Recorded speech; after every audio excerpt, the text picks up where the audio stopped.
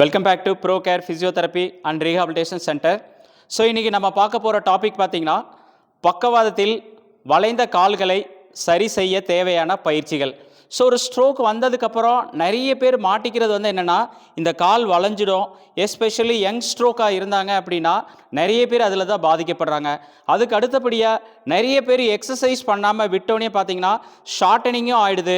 அதுக்கப்புறமேல ஒரு சிலர் ஏறி இறங்கி ப்ராப்பரான அந்த மொபிலிட்டி இல்லாத டைமில் கீழே விழுந்துட்டாங்கன்னா ஃப்ராக்சர் ஆகி இம்மொபிலைசேஷன் வச்சு திருப்பியும் பார்த்திங்கன்னா அது ரொம்ப ஜாஸ்தி ஆகிடும். இன்றைக்கி நான் எக்ஸ்பிளைன் பண்ண போகிற ஒருத்தர் பார்த்திங்கன்னா ஆங்கிளில் ஒரு சின்ன ஃப்ராக்சர் ஆகிடுச்சு. அவரோட கால்மே பார்த்திங்கன்னா இந்த மாதிரி வளைஞ்சு போயிடுச்சு. ப்ளஸ் ஸ்ட்ரோக் ஆனதுக்கப்புறம் பார்த்திங்கன்னா இந்த டார்சிஃப்ளெக்ஷன் இல்லாமல் இருந்திருக்கு. அப்படி இருந்துச்சுன்னா அவங்கள என்னென்ன எக்ஸசைஸ் பண்ணி கரெக்ஷன் பண்ணுவோம், என்ன மாதிரி ஸ்ப்ளிண்ட்டு கொடுத்தா அவங்கள பழைய மாதிரி கொண்டுட்டு வரோம் அப்படிங்கிறத பற்றி தான் நம்ம பார்க்க போகிறோம். இப்போ நேராக பார்ப்போம். ஸோ இப்போ இவங்களுக்கு பார்த்தீங்கன்னா ஸ்ட்ரோக் ஆல்மோஸ்ட் நியர்லி ஒரு 6 months ஆச்சு. இந்த 6 monthsல பார்த்தீங்கன்னா ஆல்ரெடி இந்த டார்சிஃப்ளெக்ஷன் இல்லை, இந்த மேலே வர மூவ்மெண்ட் இல்லை. அதுக்கப்புறம் பார்த்தீங்கன்னா ஒரு சின்ன ஃப்ராக்சரும் ஆயிடுச்சு, பேலன்ஸ் இல்லாதனால கீழே விழுந்தப்போ. அதுக்கப்புறம் பார்த்தீங்கன்னா ஒரு 6 weeks ஒரு மாவு கட்டு போட்டு அதிலே இருந்துட்டு அதுக்கப்புறம் நடக்கும்போது சுத்தமாக கால் இந்த மாதிரி போயிடுச்சு. இப்போ அந்த மாதிரி இருக்கவங்களுக்கு நம்ம என்ன மாதிரி பயிற்சி பண்ணிகிட்டு இருக்கோம், என்ன பண்ணால் அதுலேருந்து வெளியில் வரப்போகிறோம் அப்படிங்கிறத தெளிவாக எக்ஸ்பிளைன் பண்ணுவோம். சார் கொஞ்சம் நடங்க, நீங்கள் எப்படி நடக்கிறீங்கிறத பார்ப்போம். நடங்க சார். அவங்க நடக்கும்போது பார்த்தீங்கன்னா கால் பார்த்தீங்கன்னா இப்படி தான் நடக்க போகுது. பார்த்தீங்கன்னா நல்லா தெரியும், இந்த விரல் மடிஞ்சுக்குது. இந்த மாதிரி இருந்துச்சு அப்படின்னா நம்ம என்ன பண்ணுவோம்? ஸோ அவங்களுக்கு பேலன்ஸ் கிடையாது. ரெண்டாவது காலை நல்லா இந்த மாதிரி ஃப்ளாட்டாக வைக்க மாட்டுறாங்க. எஸ்பெஷலி இந்த மாதிரி நம்ம லாஸ்ட் டைம் ஒரு வீடியோவில் சொல்லியிருக்கிறோம், ஒருத்தங்களுக்கு இப்போ லெஃப்ட் சைடில் ஸ்ட்ரோக் வந்துருச்சு அப்படின்னா அவங்க லெஃப்ட் காலை வச்சுருவாங்க, இந்த ரைட்டு காலை தூக்கி வைக்கிறதுல தான் ப்ராப்ளம் இருக்கும். ஸோ இவங்களுக்குமே அந்த விஷயம் பார்த்தாவே நமக்கு நல்லா தெரியும். சார் இன்னும் கொஞ்சம் நடங்க சார். இப்போ பார்த்தீங்கன்னா அவங்களோட லெஃப்ட்டை வச்சுறாங்க, ரைட்டை பாருங்கள், ரைட்டை தூக்க மாட்டுறாங்க. ஸோ என்னென்னா ஃபஸ்ட்டு லெஃப்ட்டு நல்லா இந்த மாதிரி பிளேஸ் ஆகணும். போதும் சார்.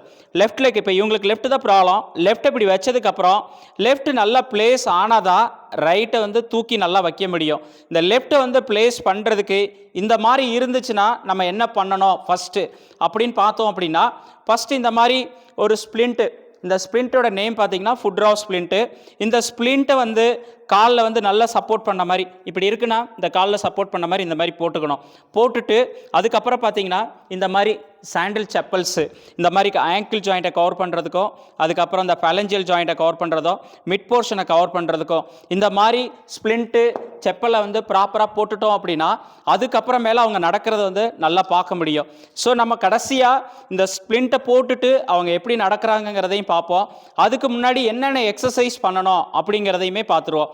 ஃபஸ்ட்டு இந்த மாதிரி இருந்தாங்க அப்படின்னா ஃபஸ்ட்டு எடுத்தோடனே என்ன பண்ணணும் அப்படின்னு பார்த்தா, எப்போ உட்காந்தாலுமே இப்போ அவங்களுக்கு லெஃப்ட் சைடு ப்ராப்ளம், பொசிஷனிங். ஒரு பொசிஷனிங்கிறது என்னென்னா சாப்பிடும்போது ஒரு சும்மா இருக்க டைமில் ரிலாக்ஸ்டாக இருக்கிற டைமில் உட்காரும்போது, இப்போ லெஃப்ட் சைடில் ப்ராப்ளம் இருக்குது, கால் இந்த மாதிரி இருக்குது அப்படின்னா லெஃப்ட் காலை நல்லா ஃப்ளாட்டாக இந்த மாதிரி வச்சுட்டு ஊண்டி வச்சிடணும். ஊண்டி வச்சுட்டு இந்த மாதிரி கால் மேலே கால் போட்டு வெயிட் பேரிங் இருக்க மாதிரி நல்லா உட்கார வச்சிடணும். அதுதான் ஃபஸ்ட்டு எக்ஸசைஸ். இந்த மாதிரி ரொம்ப ஈஸியாக இருக்கும். ஒரு சாப்பிட்றோம், ஒரு உட்காந்துருக்கோம், பேசிகிட்டு இருக்கோம், அந்த டைமில் இந்த மாதிரி உட்காந்தோம் அப்படின்னா ஆட்டோமேட்டிக்காக இந்த மாதிரி எக்ஸசைஸ் நல்லபடியாக நடந்துகிட்டே இருக்கும். அதுக்கு அடுத்தபடியாக இந்த மாதிரி உட்காந்துருக்க டைமில் அடுத்து வேறு என்ன பண்ணலாம் அப்படின்னு பார்த்தோம் அப்படின்னா, ஈஸியாக நம்ம வீட்டில் எல்லாத்துலேயும் பார்த்திங்கன்னா ஒரு ஷாலோ ஒரு வேட்டியே இருக்கிறாப்புல இருக்கும். அப்படி இருந்துச்சு அப்படின்னா இதை இந்த மாதிரி உட்காந்துட்டு இந்த காலில் அடியில் விட்டுட்டு ஒரு சப்போர்ட் பண்ணிவிட்டு இதை மேலே எவ்வளோ முடியுமோ அந்தளவுக்கு மெல்ல மெல்ல இழுக்க பார்க்கலாம். இழுத்துட்டு அதையே இப்படி கொண்டு வந்துட்டு ஒரு 10 seconds வச்சிருந்துட்டு கீழே விடுறது, இந்த மேலே இழுத்துட்டு கீழே விடுறது. இதில் என்ன ஒரு கொஸ்டின் கேட்பாங்க அப்படின்னா, சார் எனக்கு லெஃப்ட் சைடில் ப்ராப்ளம் இருக்குது, நான் என்ன பண்ணுறது அப்படின்னு கேட்பாங்க. அப்படி இருந்துச்சுன்னா உங்களோட ரைட் கையில் சப்போர்ட் பண்ணி மேலே இழுத்துட்டு ஒரு 10 seconds பிடிச்சிருந்துட்டு கீழே விடலாம். அதுக்கு அடுத்தபடியே எக்ஸசைஸ் பாயிண்ட் ஆஃப் வியூவில் என்ன பண்ணணும் அப்படின்னு பார்த்தோம் அப்படின்னா, நல்லா ஸ்டாண்டிங்கில் இந்த மாதிரி நிற்கும்போது இப்போ அவங்களுக்கு லெஃப்ட் சைடில் தான் ப்ராப்ளம், இந்த ரைட் லெக் வெயிட் பேரிங் பண்ணி இந்த கால் விரலில் நல்ல நேராக இழுத்து விட்டுட்டு இந்த மாதிரி காலை மேலே தூக்கிட்டு ஒரு 10 seconds நிறுத்திட்டு கீழே வைக்கிறது. அதுக்கப்புறம் மேலே ஈஸியாக ஒரு 10 to 15 days போச்சுன்னா ஓரளவுக்கு பெட்டராக பண்ணுவாங்க. அதுக்கு அடுத்தபடியாக என்ன பண்ணணும்னா, இந்த லெஃப்ட் லெக்கை கீழே வச்சுட்டு மேலே தூக்கிட்டு முன்னாடி வைக்கிறது, முன்னாடி வச்சுட்டு ஒரு 10 seconds வச்சுருந்துட்டு அதுக்கப்புறம் எடுத்து நியூட்ரலில் வைக்கிறது. அதே காலை மேலே ரைஸ் பண்ணிவிட்டு சைடில் வச்சுட்டு ஒரு 10 seconds வச்சுட்டு எடுத்து அகைன் இந்த மாதிரி லிஃப்ட் பண்ணணும். நிறைய பேர் இதில் என்ன மிஸ்டேக் பண்ணுவாங்கன்னா, இந்த காலை தூக்க சொன்னோம்னா அந்த கால் கொஞ்சம் கொஞ்சமாக திரும்பி போகுது அப்படின்னு சொல்லுவாங்க. ஃபஸ்ட்டு நல்லா பிளேஸ்டாக வச்சுக்கணும். வச்சுட்டு அவங்களால எவ்வளோ இப்போ இவ்வளோ தூரம் தூக்க முடியலன்னா அட்லீஸ்ட் கொஞ்சம் தூக்க முடியுதுன்னா தூக்கிட்டு பின்னாடி வச்சுக்கலாம். அதே மாதிரி காலை தூக்கி பின்னாடி வைக்கிறது, பின்னாடி வச்சுட்டு ஒரு 10 செகண்ட்ஸ் வச்சுட்டு எடுத்து முன்னாடி வைக்கிறது. அதுக்கப்புறமேல என்ன பண்ணணும் அப்படின்னு பார்த்தோம் அப்படின்னா, வாக்கிங் பண்ணுறதுக்கு முன்னாடி இப்போ லெஃப்ட் சைடில் தான் ப்ராப்ளம் இருக்குது அப்படின்னா அவங்களோட லெஃப்ட் லெக்கை முன்னாடி வச்சுட்டு இந்த மாதிரி லெஃப்ட் நீயை முன்னாடி கொஞ்சம் கொஞ்சமாக பெண்ட் பண்ண ஆரம்பிக்கணும். பின்னாடி இருக்கிற நீ ஜாயிண்ட் வந்து ஸ்ட்ரைட்டாக இருக்கணும். அதை நல்லா இது பண்ணிக்கணும், உறுதிப்படுத்தணும். இது எவ்வளோ பெண்ட் பண்ண முடியுதோ அந்த அளவுக்கு பெண்ட் பண்ணிவிட்டு வச்சுக்கலாம். அதே மாதிரி இந்த காலையுமே பண்ணணும். நல்லா இருக்க காலையுமே அடுத்து நல்லா முன்னாடி வச்சுட்டு எவ்வளோ பண்ண முடியுதோ அந்த அளவுக்கு பண்ணோம். நல்லா இருக்க காலை பண்ணும்போது பின்னாடி வந்து அவங்களால பேலன்ஸ் பண்ண முடியாமல் போகும். அந்த மாதிரி இருந்துச்சு அப்படின்னா அவங்களோட வீக்னஸ் லேக்கை பின்னாடி வச்சுட்டு முன்னாடி கொஞ்சமாக வச்சுட்டு முன்னாடி தள்ளுறது, அதுக்கப்புறம் அடுத்தது, அதுக்கப்புறம் அடுத்து, இப்படி போகும்போது ஈஸியாக அடுத்தடுத்து போக ஆரம்பிப்பாங்க. இது ரொம்ப பேசிக்கான எக்ஸசைஸு. இது எல்லாத்தையுமே பண்ணணும் அப்படின்னா அடுத்த ஸ்டேஜுக்கு போகிறதுக்கு ரொம்ப ஈஸியாக இருக்கும். இது பண்ணிட்டாங்க, அதுக்கப்புறம் என்ன பண்ணணும் அப்படின்னு பார்த்தோம்னா அவங்கள நல்லா இந்த மாதிரி நிற்க சொல்லிவிட்டு காலில் ஒரு ஸ்ப்ரிண்ட் போட்டிருக்காங்க அப்படின்னா போட்டுட்டு இந்த காலை பின்பக்கமாக இப்படி கொண்டுட்டு போகணும். ஏன்னா ரொட்டேஷன் வந்து இம்ப்ரூவ் ஆகிறதுக்காக இந்த பொசிஷன்லேயே ஒரு 10 செகண்ட்ஸ் நிறுத்திட்டு வச்சுக்கலாம். அதுக்கு அடுத்தபடியாக பார்த்தீங்கன்னா நல்லா இருக்க காலை எடுத்து பின்னாடி போட வைக்கணும். இதில் ஒரு சிலருக்கு பண்ணுறதுக்கு சிரமமாக இருந்துச்சு அப்படின்னா இந்த மாதிரி ஒரு சப்போர்ட்டு வீட்டில் ஜன்னல் இருந்துச்சுன்னா ஜன்னல் இந்த மாதிரி பிடிச்சிட்டு பண்ணலாம். இனிஷியலாக பண்ணும்போது ரொம்ப ஏஜ்டு பர்சனு ரொம்ப ரொம்ப வெயிட்டாக இருக்காங்க அப்படின்னா ஏதாவது சப்போர்ட் வச்சுட்டு பண்ணலாம், ஈஸியாக இருக்கும். இந்த எக்ஸசைஸ் எல்லாமே பண்ணால் தான் அடுத்த ஸ்டேஜ் போகிறதுக்கு ஈஸியாக இருக்கும். இப்போ அந்த பர்சன் வந்து எப்படி நடக்கிறாங்க என்ன பண்ணுறாங்கங்கிறதையும் சொல்கிறேன். டைரெக்டாக எக்ஸ்பிளைன் பண்ணுறதுக்கு ரொம்ப ஈஸியாக இருக்கும். சார் நல்லா மேலே எழுந்துறீங்க சார். இப்போ அவங்களுக்கு அந்த ஸ்ப்ளிண்ட்டை போட்டாச்சு. போட்டதுக்கப்புறம் பார்த்தீங்கன்னா எழுந்திரிக்கும் போது பார்த்தீங்கன்னா இப்படி தான் இருப்பாங்க. நேரம் நில்லுங்க சார் ஃபஸ்ட்டு. இப்போ எழுந்திரிச்சு இவங்களை நடக்க சொல்லும்போது பார்த்தீங்கன்னா இந்த நீயில் வந்து பார்த்தீங்கன்னா இந்த நீயை கம்பேர் பண்ணோம்னா இன்னும் லாக்கிங் வந்து இம்ப்ரூவ் ஆகணும் நல்லா. இதுக்கு உண்டான எக்ஸசைஸ் தான் நான் முன்னாடி சொன்ன அந்த 3 பயிற்சிகளையும் ப்ராப்பராக பண்ணணும். நல்லா நேரம் நிமிருங்க சார். நிமிர்ந்துட்டு இப்போ காலை தூக்கி வைங்க சார். எப்படி நடக்கிறீங்கிறத பார்க்கலாம். இப்போ பார்த்தோம்னா நமக்கு நல்லாவே தெரியும். இப்போ நடக்கிறத வந்து அவங்க ஒரு சின்ன சப்போர்ட் பண்ணிக்கிறாங்க, எடுத்து வைக்கிறாங்க, கரெக்டாக பிளேஸ்ட் ஆகுது. ஆனால் இதுலேயுமே இன்னும் நல்லா வரணும் அப்படின்னா என்ன பண்ணணும் அப்படின்னா நேராக நில்லுங்க சார். ஃபஸ்ட்டு இந்த மாதிரி நல்லா நேராக நிற்கணும்.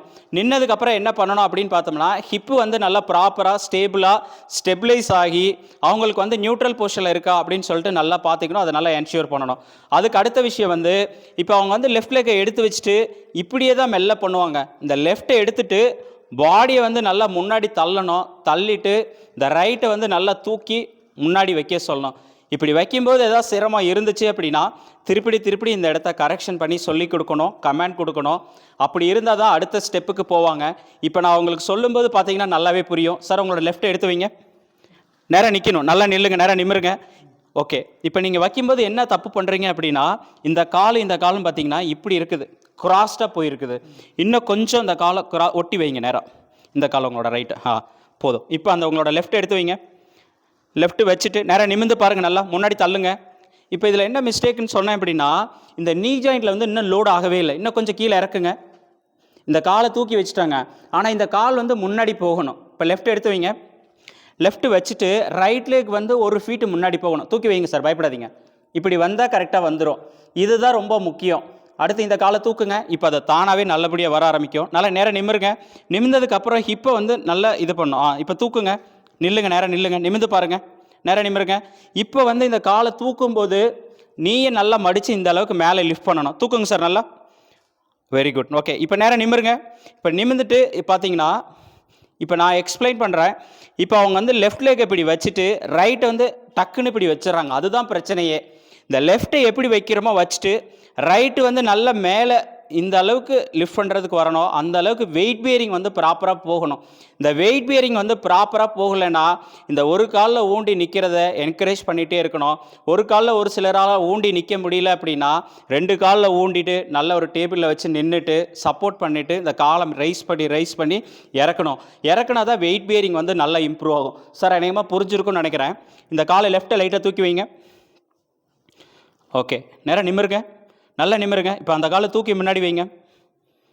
Very good, super. நில்லுங்க, அவசரப்படாதீங்க. இந்த காலை தூக்கி வைங்க இப்போ. Okay, very good. இப்போ அந்த காலை நல்லா தூக்கி வைங்க. Very good. இந்த மாதிரி தான் இனிஷியேட் பண்ணணும். ஓகே, போதுங்க சார், இல்லைங்க. ஸோ இதை வந்து கிராஜுவலாக கொஞ்சம் கொஞ்சமாக இனிஷியேட் பண்ணலாம். ஒரு சிலருக்கு வந்து பார்த்திங்கன்னா இது எடுத்தோடனே பண்ண முடியாது.